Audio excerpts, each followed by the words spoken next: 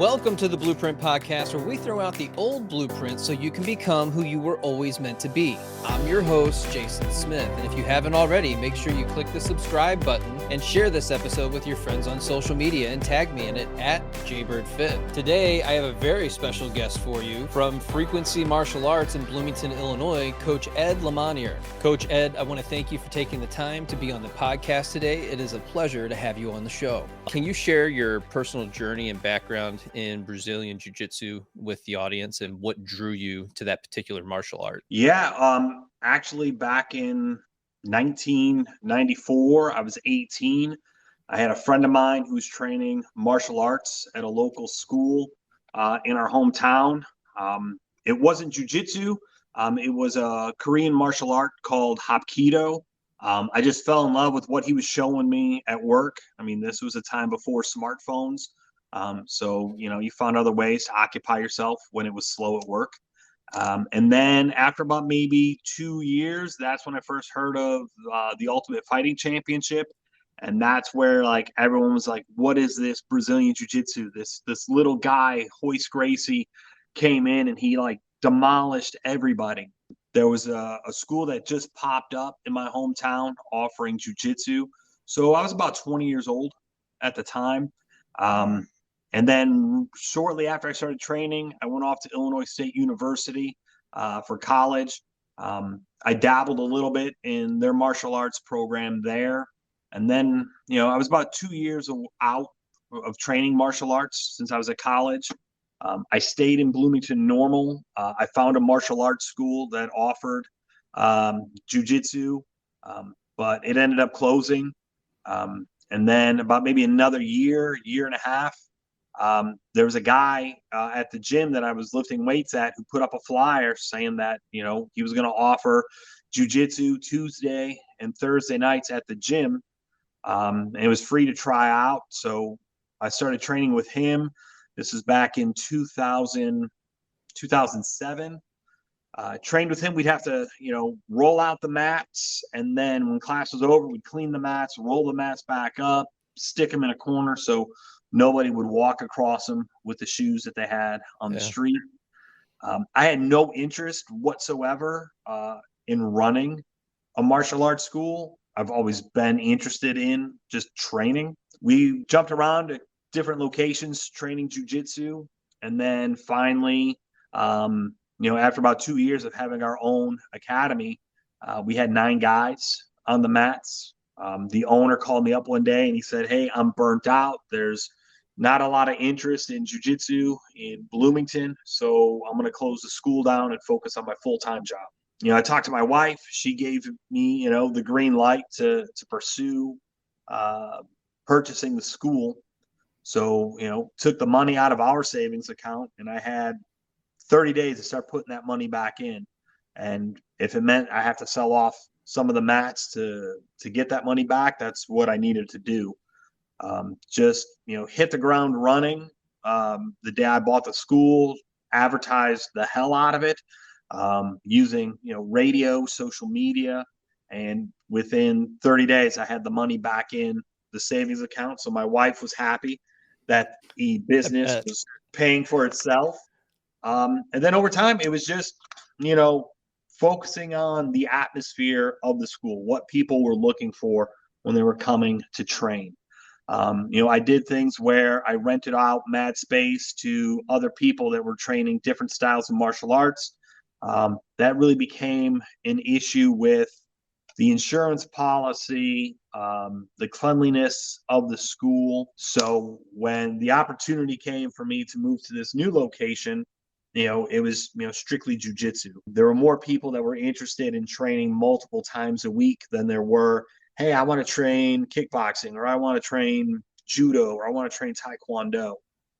So, Frequency Martial Arts started in 2015 underneath the Center Street Bridge in downtown Bloomington. And we moved to our current location at 18 Currency Drive in Bloomington back in April of 2018. That's such an amazing story. And you do run an extremely clean school. That is something that I think is really important. And certainly one of the things that attracted me to where you are.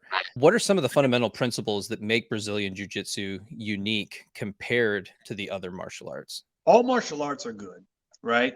But like when I first started, we had Hapkido, and then we had the other Korean martial art, Taekwondo.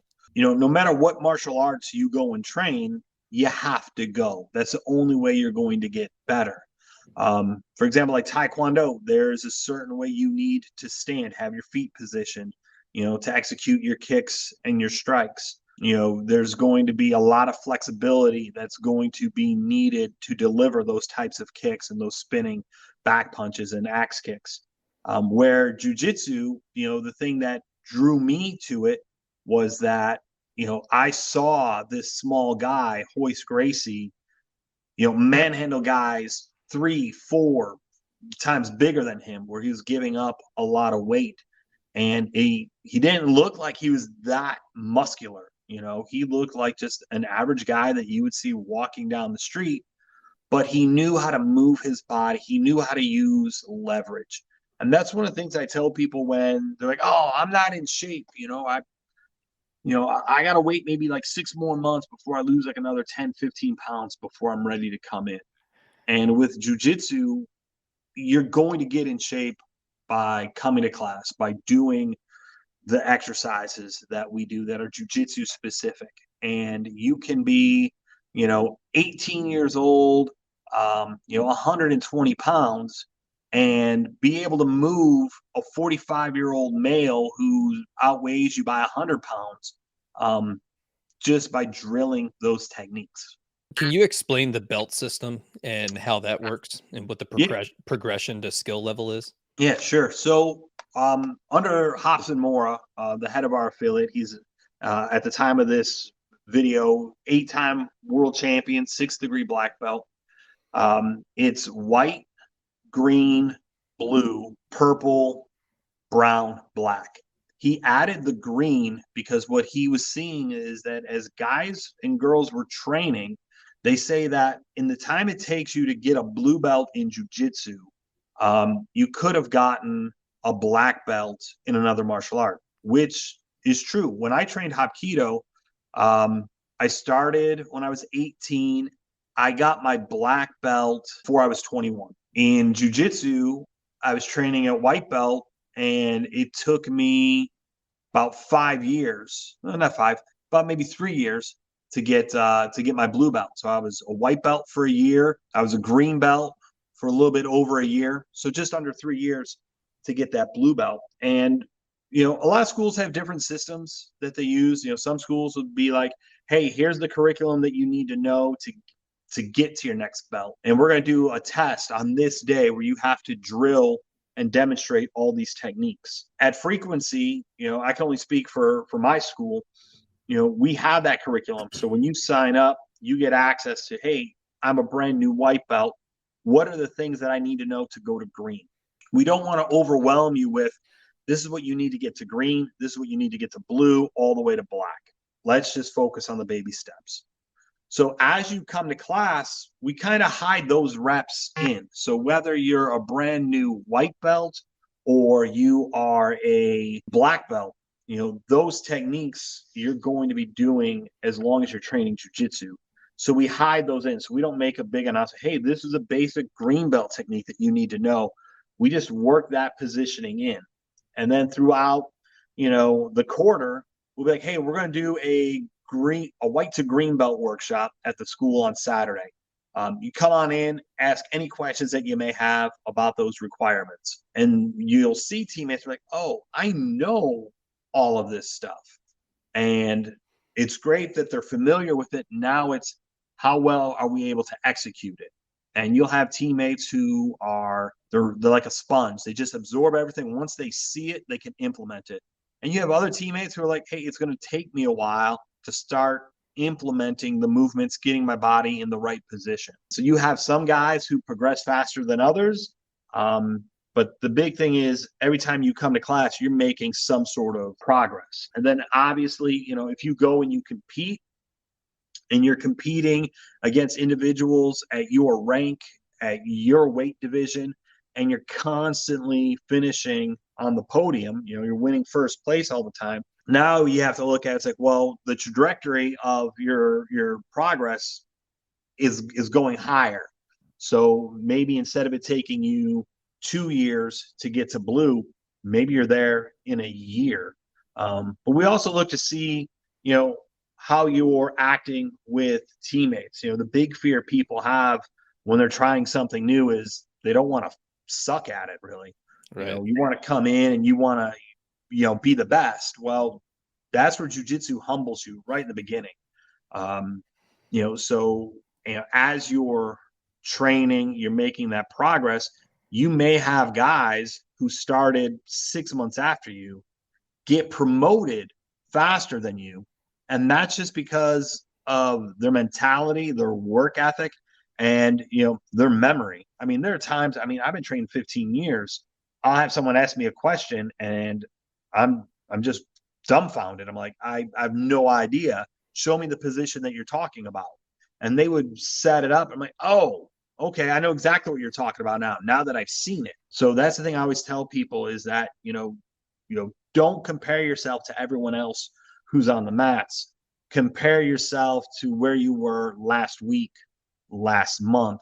And, just understand that it's the job of our senior teammates to work with new teammates so that when they walk out our front door, they want to come back as soon as possible to learn versus, my shoulder is sore, my neck is sore, all they did was beat me up. We've all been, that new student. And, if it wasn't for the teammates that we had that made it inviting, that helped us along the way, we may not be here today. Now, you have a really strong email marketing campaign that you do on a regular basis. Where do you come up with all the information for that? And you have this very specific philosophy about teamwork and helping each other out, and it's okay to be new. Can you expand a little bit on that? Yeah, definitely. So before I owned a jiu-jitsu school, I've been working in marketing since 1999. I've been on air for several radio stations. I made the move over to full-time sales, just taking the knowledge that helped grow frequency martial arts and sharing that with other business owners. So when I first started the school, I didn't have an advertising budget. I knew it was important. So I invested what money I had in radio, into digital email software that you had mentioned. And then I spent like a good weekend just jotting down topics of, what would I have found beneficial, whether when I first started training jujitsu or when I was just thinking about jujitsu, that would make it more inviting to come in. So, I did a little bit of that. And then when I moved to the new location, I had a much larger team. So I used them and I picked their brains and I asked them, you guys have been training. Some of you have been training with me for 3 years. Some of you have been training me with a month. What are some things that you would like to share with potentially new teammates that would make them eager to come through the door and, in essence, roll around with a total stranger who's trying to choke them, who's trying to show them how to escape arm bars? So I picked their brain, and a lot of them had similar concepts, similar stories that they would like to share. And jujitsu brings so many people together. So I started thinking about, the head of our affiliation, Hobson Mora. He's based out of Tampa, Florida. Every year he holds a camp down in Tampa, and every year he comes to Frequency Martial Arts. And I just thought, well, if people could start learning about him before those workshops, they're going to be more relaxed when he comes in. He's probably the nicest, most humblest person you'll ever meet. And I mean, that's jujitsu is his life. He changes people's lives for the better. So I incorporate some of his stories in. I asked teammates to share their story. We have one of our coaches, April Blair. She now leads the youth program at a time when you hear the stories like when you're a kid, how like the pro football player, messed up his knee or shoulder because, he tripped over his dog. And you're like, how does that happen? Well, when you're 45 years old, you've got two dogs and you trip over one of your dogs and you tweak your knee, you're like, oh, I see how that was possible to be done. So I had to have my knee fixed, and it wasn't like a major issue. It's just that it would just kept swelling. So they had to remove the bursa sac because the way that I hit it on our floor, it was just in so much shock that the bursa sac would just constantly keep swelling. So rather than doing cortisone shots to keep it from swelling every 6 months, the best option was to have the bursa sac itself removed. Well, during that process, April stepped in and took over the kids program, and she has done an amazing job. So I had her share her story of what it was like to be a woman to step into the facility where it's 98% men and get on the mats, work jujitsu techniques with total strangers, and then transcend into, now I'm a coach. Now I'm sharing these techniques with 5 to 13-year-olds who are eventually, as long as they stick with it, they're going to go into the adult program and be miles ahead of anybody that joins the adult program because they've been going through those movements, for anywhere from 3 to 8 years in the kids program. So I use all of that for the marketing. I love what you said a little bit before that.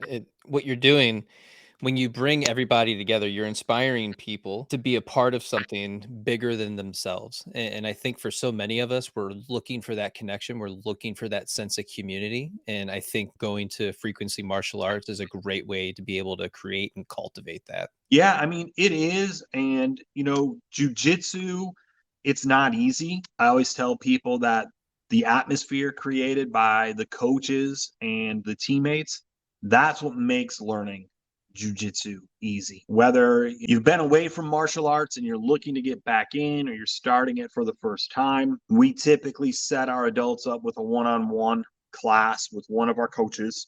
They work with them privately on our second mat room. They do that for about a half an hour. Nice way to break the ice, reduce the butterflies, if you will. And then they come into the main class and work on the lesson plan that the team is working on. And, everything from, the cleanliness of the mats, the facility, it's all a team effort. So, they take pride in that. If they've got somebody that comes in who isn't familiar with our health, hygiene, safety protocols, and, maybe their gi's dry, but it's, it just smells the body, or it's like, hey, you know what? For the safety of our team, we're not going to allow you to wear that on the mats. We could grab you a loaner gi and you can put that on, because we don't want to shun anyone away from training. But if there are issues with health and hygiene, the team's safety and health is the top priority. Long before COVID, our policy was that if someone in your house wasn't feeling well, nobody from the house came to train. I was on Facebook. I saw one of our parents talking about how they had to go to school, pick their child up because their child was, getting sick. And they showed up to jujitsu later that night. And I'm like, why are you here? And she said that, well, I'm here to train jujitsu. Like, well, you were on Facebook several hours ago talking about how your kid was throwing up. You can't be here. And she's like, no, I feel fine. I'm good to train. And, I put my foot down and, some unpleasantries that she had said, but I'm like, this is our policy. I can't risk the safety of the other team. So she left. And the next morning she's on Facebook talking about how she's been up since 3 o'clock in the morning, throwing up, So again, it's just one of those things where we preach it at the end of every class, but it's really up to the team and the coaches to enforce it. Yeah, for sure. And good for you for paying attention to that and then sticking to your guns. That's awesome. What role does sparring, rolling in jujitsu play in training? And then what do you do to ensure the safety for the students? So sparring is where you and your teammate are both trying to get to a dominant position, where in class, let's say, we're working arm bars. Well, if I'm drilling the arm bar, my teammate is allowing me to put them in the position so I understand how my head has to move, how my hips need to move, where my legs need to be, and how I still control their posture and their arm. When it comes to rolling, if I'm trying to do that arm bar, they are pulling their arms away from me. They are posturing. They're trying to get away from my legs.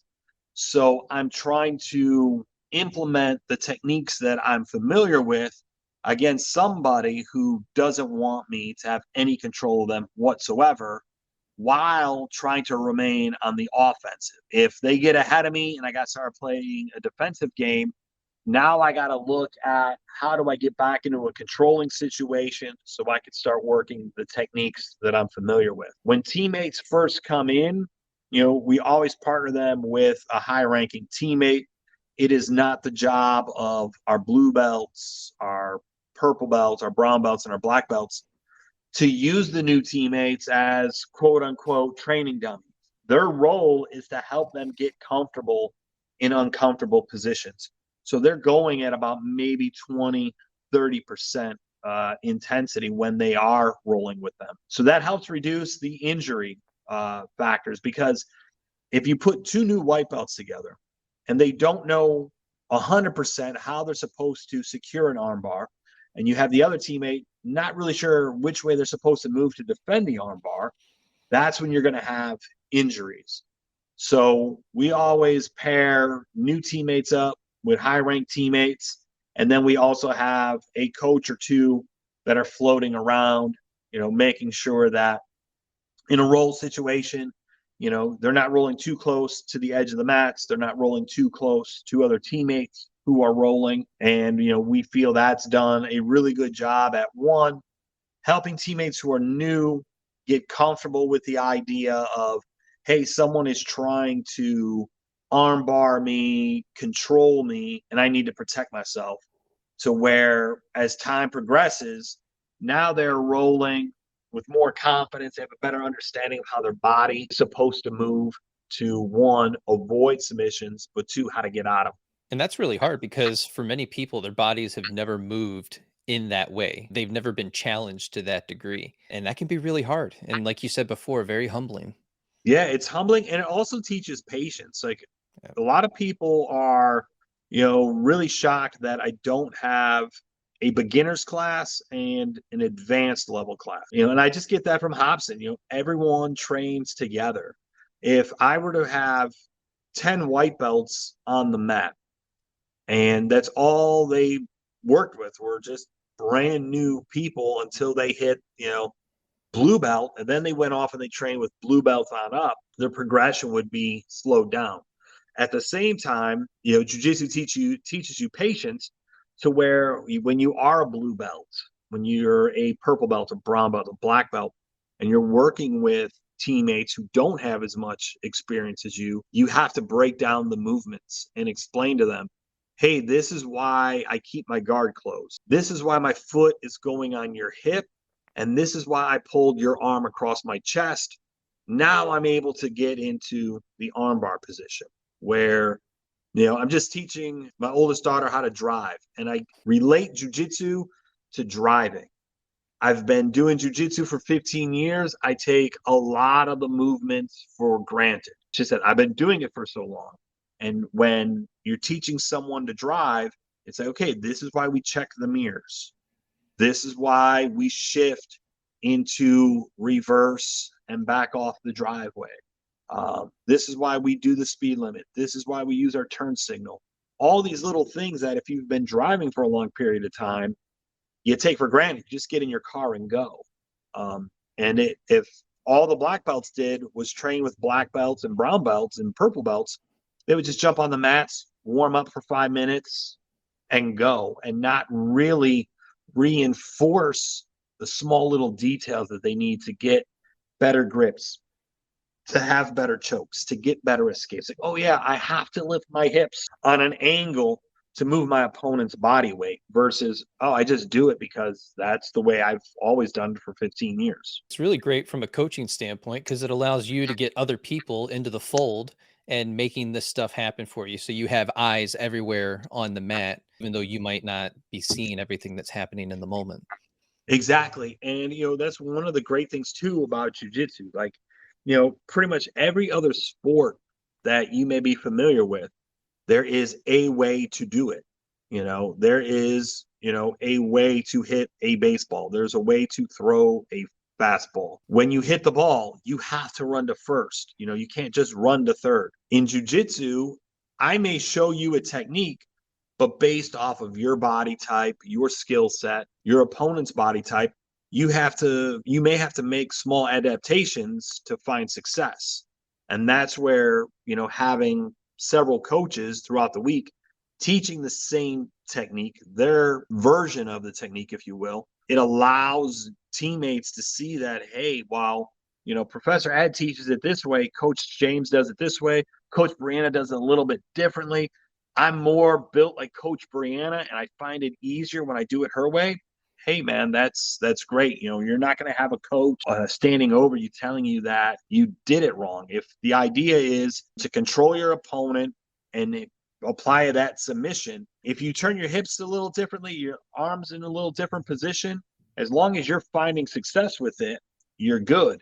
And then, maybe somewhere down the road, people start figuring out what your move is, and they start seeing it ahead of time, or they do a better job defending it. Now you're like, oh man, this move doesn't work anymore. It's like, no, the move still works. You just got to find a different way of setting it up and getting into it. Another thing that I like that you do is that you encourage people who have the lower level belts to be a part of the kids class and to teach them as well. Can you tell us a little bit more about that? Yeah. So our youth program, we have teammates from 5 to 13 training. And we break down a move of the month that they're going to drill every single class. And then every week, we have a move of the week that plays off of that move of the month. And one of the things that I tell the kids is that, there's a lot of ways we learn jujitsu. We learn jujitsu by coming to practice. We learn jujitsu by watching other people do jujitsu. We learn jujitsu by talking about jujitsu, and we learn jujitsu just by listening. So when I have new adults, I always say, it's like, hey, I don't care if it's your first day or you've been training for, 10 years. If you come to the kids class and you hear the coach talking over and over, this is where your hand needs to be, this is where your foot needs to go. When you are rolling in the adult class, you're like, oh, this is a similar position that the kids have been in all week. If I control their wrist, they can't get head control on me. If I sit up and I put my armpit on top of their shoulder, I have the ability to come back around and look for, head control and a choke. And we have seen teammates who have come to the kids class, and they still come to the kids class just to be extra set of eyes when, Coach April says right hand in the cross collar. Well, if they see the child doing the cross collar grip with the left hand, it's like, hey, this is good, this will work. But for the drilling and the following of the instructions, we want to make sure we get that right hand in that collar. So as you're helping the teammates go into those positions, like I said earlier, when you're rolling, like, oh yeah, I got to have a hand in the cross collar. I can't have a same collar grip to find success. I got to go across so I'm underneath their jaw line. So if they're trying to put pressure on me, it's difficult for them. You're wiring it in, and it allows you to connect the dots. Exactly. For so many people, you get to a place where you might be doing really well. You started to pick up some momentum, but then you hit a plateau, and that plateau can last for quite a while. So what would you tell someone who's hit that plateau and they're just trying to make it to that next level? Yeah, it's funny. When I had Hobson come in, that was one of the things that I asked him. You've got somebody who comes in and they're training the training, and then they hit that wall, they hit that plateau. I always tell people, jot down your training notes, what you want to get better at, whether it's an old school notebook or it's an app on your phone. And, let's say for the sake of simplicity, you're working on move A and you're doing really good with move A. You're drilling it really well. You're catching it during your sparring sessions, but 3 months down the road, you hit that wall. People are defending it better. You're not as successful with it during your live rounds. And you just feel like, man, I'm not getting any better. Where you got to look at the flip side, right? Your job as a teammate is to help your teammates get better, because if I can do the same move over and over on you, I'm not getting better. I'm relying on, hey, this always works. I'm going to do it. I'm not expanding the options that I have to either defend a technique or to execute a technique for the submission. So when you hit that plateau, make a note of it. It's like, hey, I can no longer hit move A. All right, well, let's look at the other things that you wanted to get better at. When was the last time you tried move B and C? Oh, never, because I was always successful with move A. Okay, well, as you're trying move A and it's not working, how quickly can you transition to move B, move C? And understand that every time you come through the doors and you step on the mats, you're making progress. It may not be, the progress that you were making when you first started out, because when you first started out, you didn't really know how to move, So a year down the road, you've got the bridging, the shrimping down. You've got your scissor sweep, your cross collar chokes down. Well, now people know that, hey, if it's not a scissor sweep, it's a cross collar choke. And they're prepared to defend that before you guys even slap hands and bump knuckles. So now it's that plateau. Okay, well, they're blocking my scissor sweep. Can I look for other sweep options from here to put them on their back? The cross collar choke's not working. Well, the way I have it set up, can I easily transition from a cross collar choke to an arm bar? And if they defend the arm bar, can I transition quickly back to the cross collar choke? And just being honest with yourself, like, man, I went to class today. I tried 10 cross collar chokes. I didn't get any of them.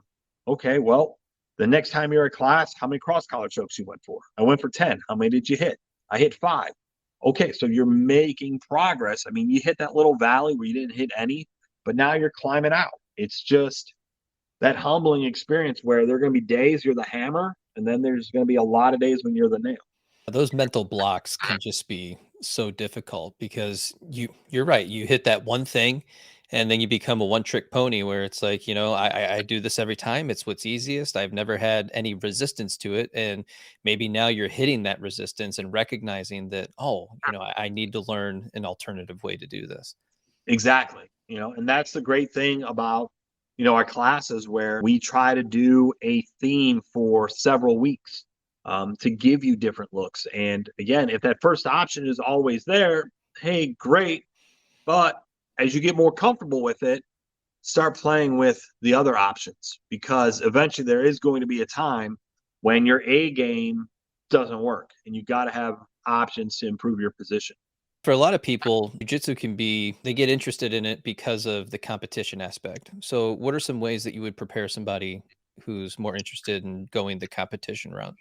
Yeah, I really talk to people about what their goals are, and if you guys want to compete, hey, that's great, but let's plan it long term, right? I'm not a fan of guys who just start training and then 3 weeks later they're signing up for their first competition, because especially as an adult and you've never done any sort of combat sports before, while you go to a tournament and you're only going to compete against individuals that are in your weight class at your skill level, there is nothing in the rules that says, oh, you are a 155-pound jiu-jitsu white belt. Great. They don't ask, how long have you been training judo? How long have you been wrestling, right? I've gone to tournaments where, my opponent grabbed me, and the way they grab my collar, I'm just like, you are not a blue belt in jiu-jitsu. And he just threw me all over the mats. Afterwards, I'm like, hey, how long have you been training jiu-jitsu? He's like, oh, I've only been training jiu-jitsu for like 6 months. And you're a blue belt? He's like, yeah, I'm actually on the verge of getting my black belt in judo. I'm like, oh, understand why you were just getting grips and throwing me all over the place, because that's what you've been doing for the past 20 plus years. So we don't require teammates to go compete. If you want to go compete, all right, let's set up your game plan. Are you going to play from the bottom on your back? Are you going to look for a takedown and play from the top? And then remind them that you're not going to get better sitting on the couch. You've got to come to class. You've got to do the lessons. We don't change the class structure because we have 2 to 5 guys going to compete. We will, at the end of class, put the 5 individuals or the 2 individuals or however many are going to go compete and put them on the mat and say, hey, here's the scenario. The teammates on the mat, they're competing. They have full guard. There's 30 seconds left in the match. They're up by 1. Your job in those 30 seconds is to pass their guard. Their job is to maintain. And if they feel that they've got a sweep, go for the sweep. Because while we stress to them, submission is important in the tournaments because then you don't have to worry about points. A lot of times, you'll go to the point system, and the last thing you want is it to be tied. And now it goes to the ref, and the ref has to decide who the winner is. And if you're playing bottom and the referee likes to play the top game, the ref might favor for the other guy saying, hey, look, you couldn't sweep him. You couldn't submit him in the full guard. So we're going to give the match to your opponent. Likewise, you could have, a referee who likes to play from the bottom, and he may look at your match going, well, that person couldn't pass your guard. You did a great job maintaining the guard, so you win. But again, if you can't get the submission, we definitely want you to have, the strategies so you can be up on points so it never goes to a referee. I think it's also important to note, we talk a lot about this, but leverage over brute force. It's kind of a philosophy for life. Mm-hmm. What are your thoughts on that? I mean, we learned it early on as kids. Your parents got you the toys that put the square peg in the round hole and say it doesn't work. You're going to keep smashing it. So find the round peg and put that in the hole and put the square peg in the square hole. Because when you try to force something, that's when you're going to have injuries. And the great thing about jiu-jitsu is, we talked about it before, it's humbling. I've had individuals that were in the excess of 250 pounds come in. They would do an intro class, and it was one of our female coaches that was available to do the intro class. And they were just like, I can't believe I couldn't use my weight against them. It's like, no, it's when you're trying to do one thing, they're moving their hips and their feet another way to get leverage on you to put you in a bad predicament.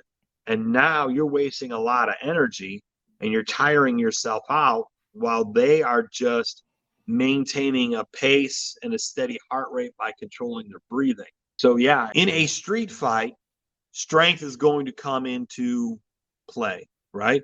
But also at the same time, if you are good at jiu-jitsu, you're going to know how to use that strength against them. You're going to know how to close the distance, make them feel uncomfortable, have them exert a lot more energy, and they get tired out. We've had individuals that have come in and they've boasted about the Ironmans that they've been involved with and all the running and the lifting that they do.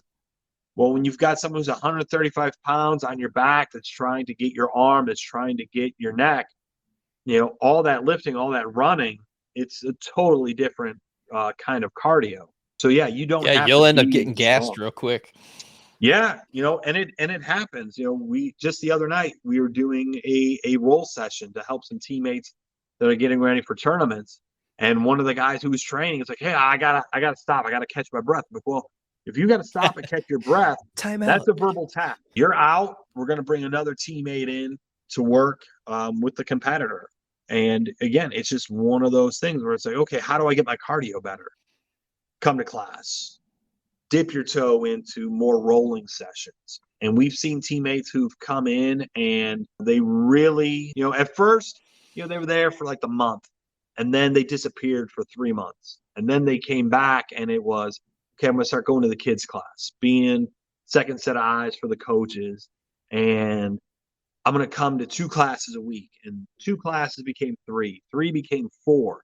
And we've seen them drop close to 30 pounds. So again, you get what you put in on the jiu-jitsu mats. Now, do you do any type of breathwork practices to help with students and their ability to stay longer on the mat?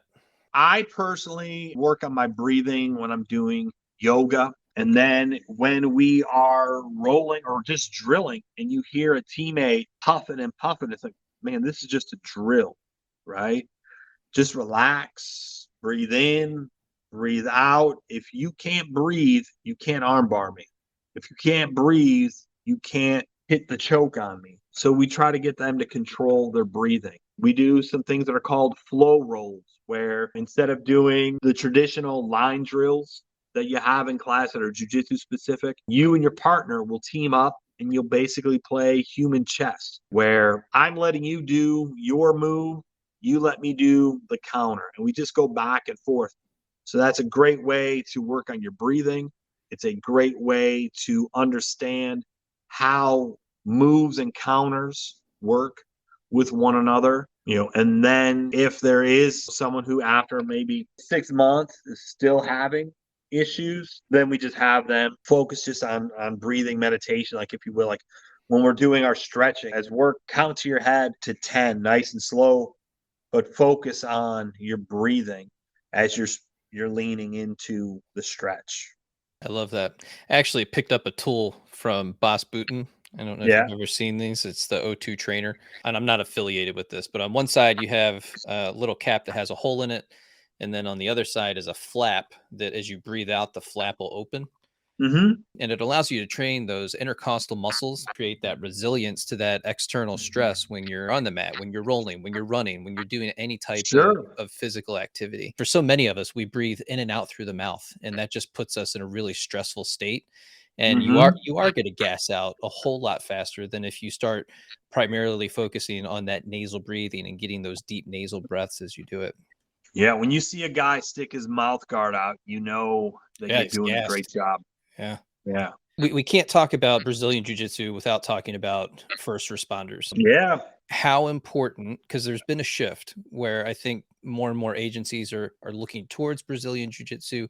What have you seen and what are the benefits? Well, one, the benefits are immense. We talked about one teammate who's lost 30 pounds. Let's be honest, we've seen police officers that you're like, man, they are out of shape. Jiu-jitsu is going to help them lose the weight. But the problem that you have is you have older officers who have been on the force, who, again, like we talked about earlier, learning something new isn't easy. So you have these officers that come in, and I've experienced it firsthand. They've come in and they think they are fit. They think they can cuff anybody. And they're like, you know what? I'm tired of being choked out by dad bods. It's like, okay, now they disappear. The bad guys on the street, they're going to be all shapes and sizes. If you could come in on the mats and learn from mistakes and have a better understanding of how your body moves to get your breathing in control when you are on patrol and you are in an altercation, you're going to be less stressed when you are there. I've talking to some police departments that have in-house training because they focus on what they can do versus what they shouldn't be doing.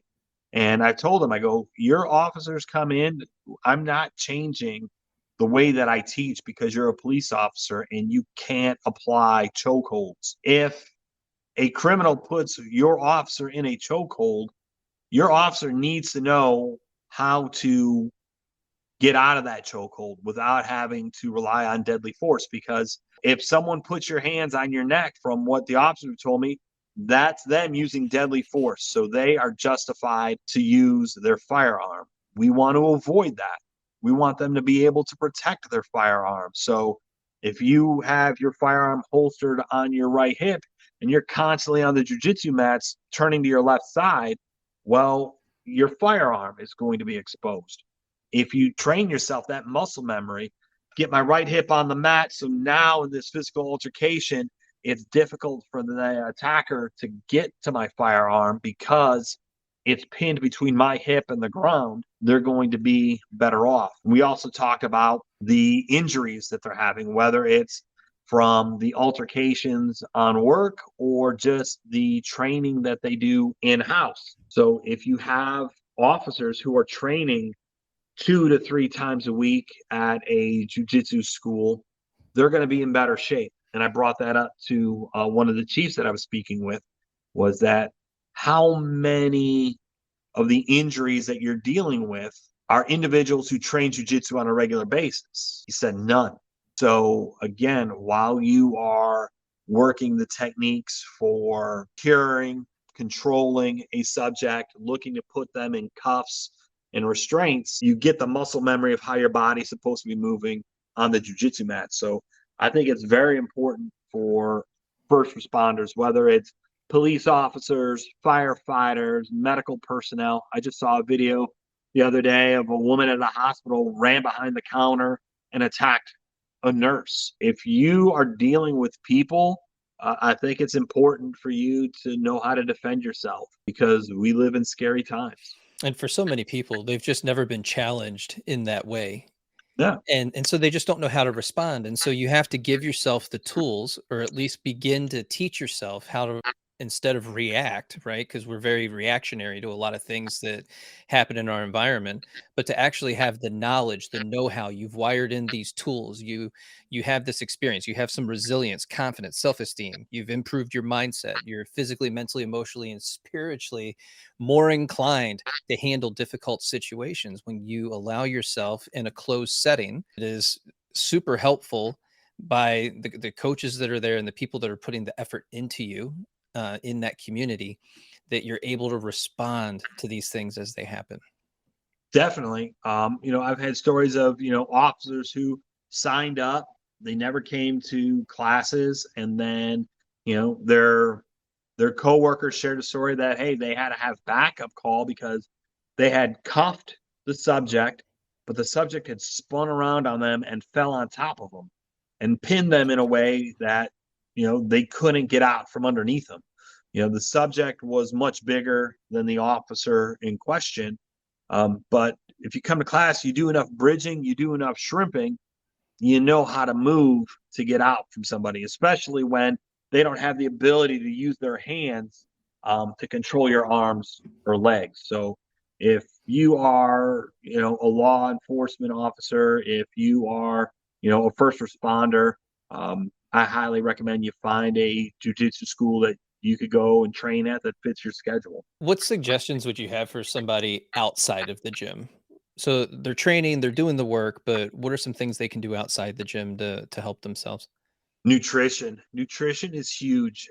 You could come in and you could train 4 times a week, get a great workout in, but if you're not getting the right amount of sleep to recover, if you're not eating a well balanced diet, if you're just going home drinking sodas, eating pizzas till 10 o'clock at night, then you're up till 3 o'clock in the morning playing video games, all the work that you're putting in on the mats, you're not going to see results from. But if you take your nutrition seriously as you're taking your training on the mats, that's when you're really going to see the results. Because we talked about being winded, right? Well, if you've got an extra 20 pounds that you're carrying around, yeah, if you come to jujitsu, you're going to put a dent in it. But if you combined training jujitsu 3 times a week with portion control, and once you got your portion control down, now it's like, oh, you know what? Let me make healthier food choices. That those 20 pounds are going to come off faster. Now, when you're on the mats, you're not getting winded because you're not carrying around that extra weight. And then as you start seeing the results, you just got to remind yourself, what did you do to get to this point where you feel better about yourself physically, mentally? It's like, oh, I train 3 times a week. I'm watching what I'm eating. And I'm not talking about like getting crazy and, measuring everything. But hey, when you're full, you're full. Stop eating. And I think that's one of the things that, at least people my age, in their mid 40s, maybe even older, our parents always told us, finish what's on your plate, finish what's on your plate. Man, I'm a fan of leftovers. So if I cook a big meal, portion control, all right, now this is going to be my lunch for tomorrow, and then meal prepping is done. But yeah, if you are looking to start jujitsu, come to class, right? And then I tell people, don't get overboard with it. Train twice a week. Let your body get used to the way that you're moving because you will be sore. On the days you don't train, incorporate the stretching that we do, right? You're never going to be in a bad spot if you spend, 30 minutes a day stretching. I would avoid doing multiple workouts in a day. I wouldn't go to a traditional gym and lift weights and then 30 minutes later be on the jujitsu mats. That's just me personally speaking, because at the gym, you're lifting weights, you're putting wear and tear, on your ligaments, on your muscles. They're torn down. They need time to recover. And now you're jumping on the jujitsu mats where you're going to be put into positions that aren't natural. So it's easy. Like if you do shoulder presses or bench pressing, and then you come into jujitsu and we're working shoulder lock manipulations. Well, now your pec and your shoulders aren't as strong as they were, so you're at a greater risk of injury. Plus, in our school's policy, it's a hygiene issue. You're working up a sweat at one facility, and you're bringing that bacteria into this facility, which we don't want. So go home, shower, come back and train jujitsu the next day. Ed, I can't thank you enough for taking the time with me today and telling us about frequency martial arts. Where can people find you both on social media and in the real world? Yeah, Frequency Martial Arts, Facebook, Instagram, all the links are at frequencymartialarts.com. There you can read blogs about teammates, the benefits of jiu-jitsu. And we're at 18 Currency Drive, Suite A in Bloomington. All that info is right there on the website. I love it. Guys, make sure you sign up for Frequency Martial Arts newsletter. You're not going to be disappointed in receiving that on a daily or weekly basis. I'm not sure how often they come in, but it's highly motivational and provides you with a lot of tools that you're probably missing. Thank you for the time. Hell yeah, man.